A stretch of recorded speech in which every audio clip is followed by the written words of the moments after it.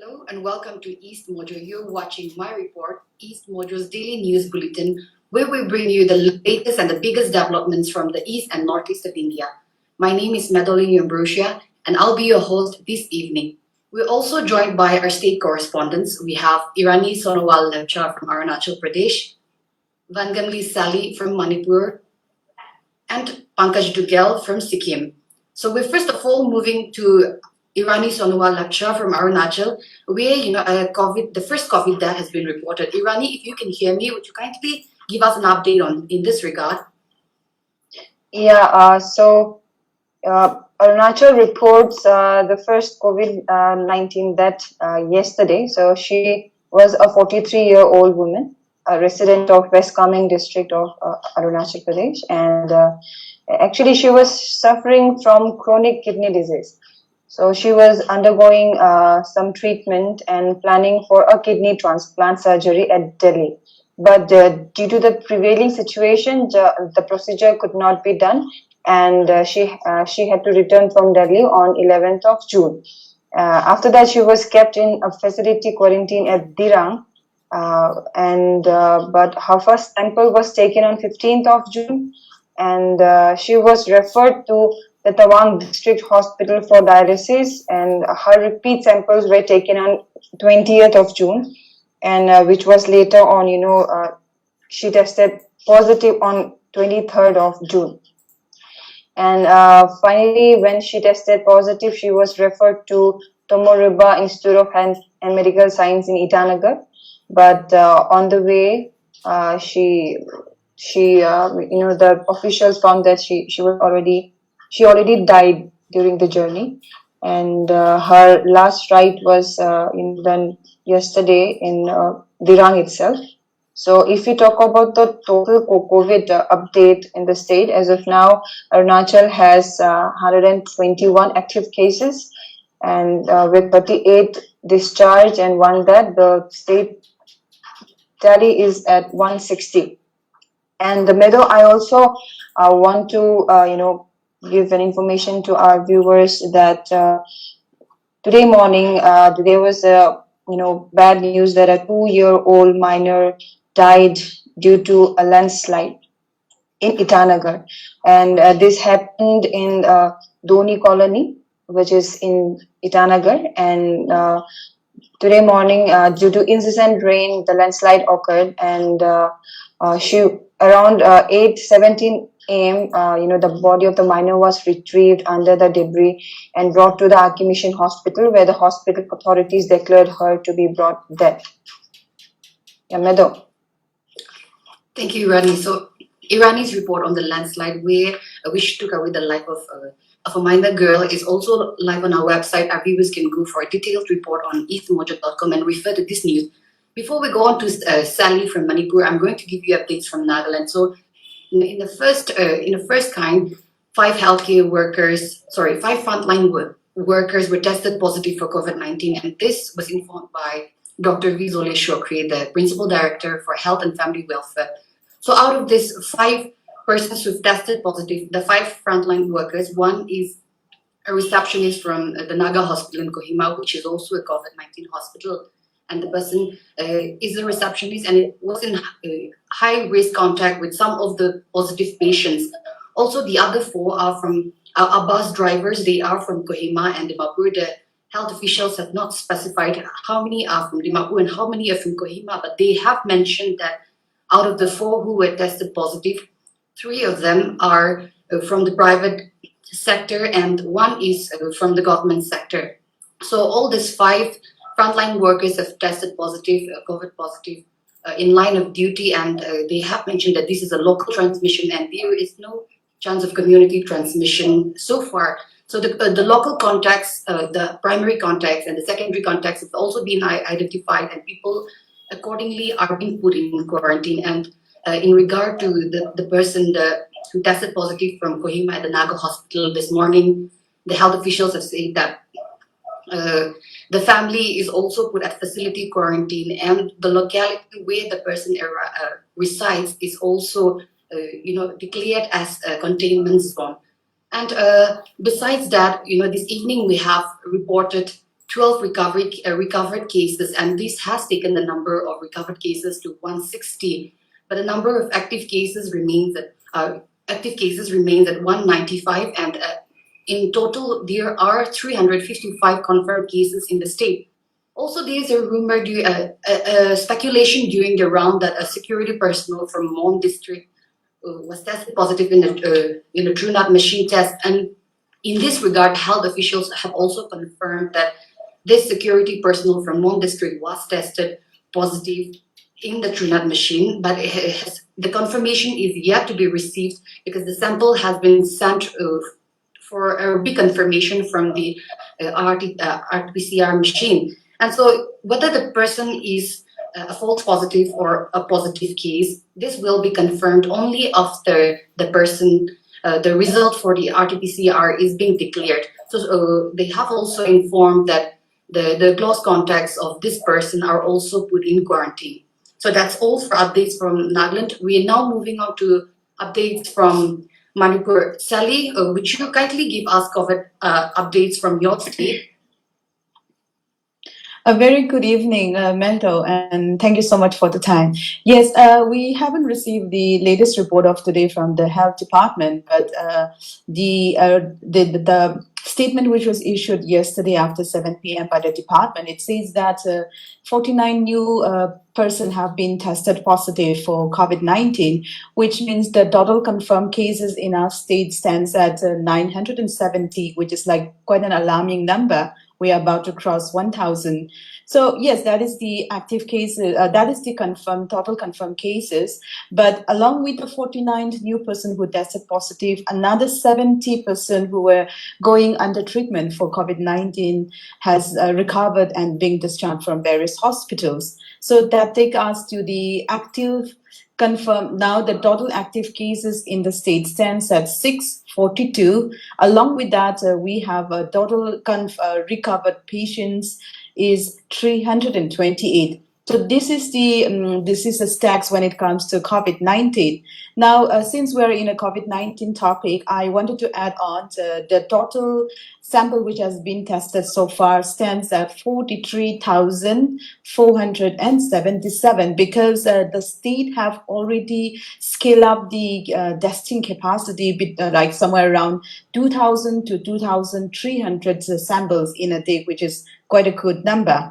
Now, if I talk about this, the number of patients undergoing treatment at various hospitals, first of all, I wanted to mention about RIMS Hospital, which they have stopped taking new COVID patients. So right now, 49 COVID patients are undergoing treatment at RIMS, and 173 COVID patients are undergoing at JNIMS. So this is one of the dedicated COVID hospitals based in Imphal.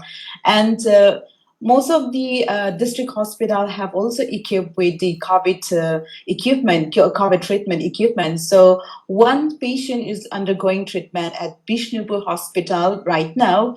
And recently, a new COVID care center was start functioning in Manipur at UNESCO Schools, which is in Imphal East. So at this specific COVID center, there are 336 patients which has been admitted at the center. And yesterday, a new COVID center in Ukhrul, which is called as a TK Woodland Resort. This resort has done into a temporary COVID care center in Ukhrul, which was started functioning yesterday. So 29 of them are undergoing, whoever have tested positive from the district, 29 of them are undergoing treatment from this specific COVID care. And in other district-wise, we don't have a specific COVID care name from the other district, but it says that in other district COVID care center, around 44 of them are undergoing treatment. So like in total, in the active cases are 642. So this among the 642 cases, from these 7 centers, they're undergoing treatment right now. And when we talk about the district-wise, earlier Tamenglong stood the highest number of COVID cases, but after after 20 of them tested positive yesterday from Jurajampu district. This Jurajampu district have surpassed Tamenglong with 114. So Tamenglong now is with 102, but Jurajampu district is with 114 active cases at the moment. Meadow. Thank you, Sally. Also, dear, our report, you have done a beautiful story on how the locals there in Manipur have raised money to construct roads. I think it's a very beautiful story. You've done a video story in this regard as well. Would you tell our viewers more about this? Sure. Before going to that story, yesterday I also did a story on how local raise a fund and they purchase a Trinak machine. So in similar with that, this locals based in Ukhrul district, of course, the road's supposed to be constructed by the state government, but as per the locals, they have been requesting to the state government to construct this internal road connecting to the specific locality, which is called Vasimtang locality in Ukhrul district. So this specific locality is located at Hunpun village, which is at the main headquarters. So yes, since for the last 3 years, they have been requesting to the government to construct a road because especially during the monsoon season, the locals have problems if since the road is not in proper. So, but since despite their constant request to the state government, nothing was working out. That's the reason these locals, which has at least 100 households in this specific locality, decided to contribute money from their own resources, and they decided to construct the road. So yes, for the last, it took them three days to finish the road. Definitely, it's not a black topping road, but it's a singling and a WPM road where they can at least commute during this monsoon season. So they could raise at least rupees 8 lakh from their own resources, and that's how they went out and construct this 2-kilometer road connecting to the locality from the main highways. Meadow. Okay, thank you, Sally. We also cannot wind up this live without a political development from Manipur. In this regard, you have reported that the government there is now stable. Would you please give us more input on this? Yeah, definitely it is. It's a surprise development, but at the same time, it's a kind of an expected development that happened yesterday. So the four NPP, the National People's Party MLAs who had earlier withdrawn their support to the BJP government, had gone to New Delhi yesterday, and they met the BJP party chief JP Nadda and Union Minister Amit Shah. Along with the NPP chief Conrad Sama, who is also the chief minister of Meghalaya, and Assam minister Himanta Biswa Sharma. So yes, after this NPP delegates met the BJP leaders in New Delhi, yes, definitely they have already decided, they have revoked the earlier decision where they decided to withdraw the support to BJP and went back to the Congress under the Secular Progressive Party Front, SPF. So they have revoked that decision and they have decided to continue to support the present BJP-led government, which is led by the Chief Minister N. Biren Singh. So this is the latest report from our side. And at the same time, the state government as well as the BJP central leaders have not announced either this 4 NPP MLAs who had returned back to the BJP coalition government in the state, whether what kind of portfolios they would be getting. But there are some reports from the source that definitely they have returned back as the cabinet ministers. So likely the state government and the central leaders would be announcing the portfolios for this 4 NPP leaders either tonight or tomorrow. There is also some speculations happening that you know, if since the news are happening that this four NPP MLAs are returning as a cabinet ministers, the another regional party allied to PJP NPF Naga People's Front.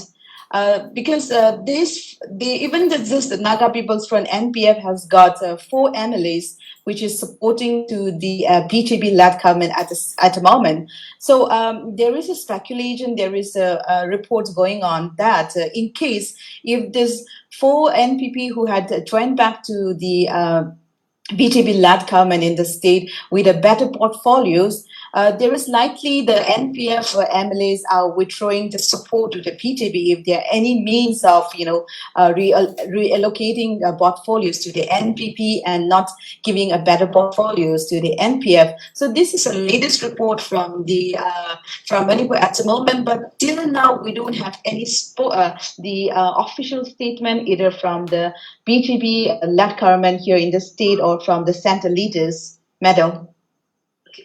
Thank you, Sally. So for our viewers, the story on this, in this regard, where the NPP has joined hands with, the ruling government, this is also live on our website. And for a detailed report, you may visit our portal at eastmojo.com.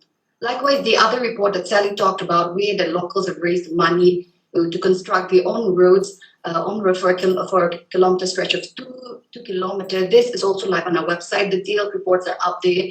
And moving on, we have received reports from Tripura, the COVID-19 updates. I'll briefly give an update. So Tripura has reported 1,263 COVID cases, of which 359 are active cases and 897 are recovered cases. The state of Tripura has also reported 2 deaths related to COVID-19.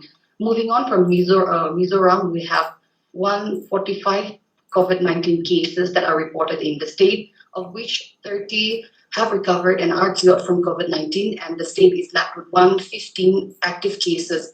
Also, Mizoram has not reported any COVID-19 related death there in the state. And that's all for the updates this evening, and we come to the end of this session. I thank our viewers for joining us, for supporting us, and for constantly tuning on to our daily news bulletin, EastMojo's My Report, where we come to you live every evening on weekdays from Monday to Friday at 6:30 p.m. And so for stories that we have discussed, like I've said, most of our stories are live on our website. Stories that are not live will be shortly put up on our website at eastmojo.com. And for detailed reports, you can refer to our web page there. And also you can connect with us on Facebook, on YouTube, Twitter, and Instagram. And you can also write to us at editor@eastmojo.com. And once again, thank you for watching us. This is Medolinu Ambrosia signing off for this evening, and I hope to see you tomorrow at 6:30 p.m. Good night.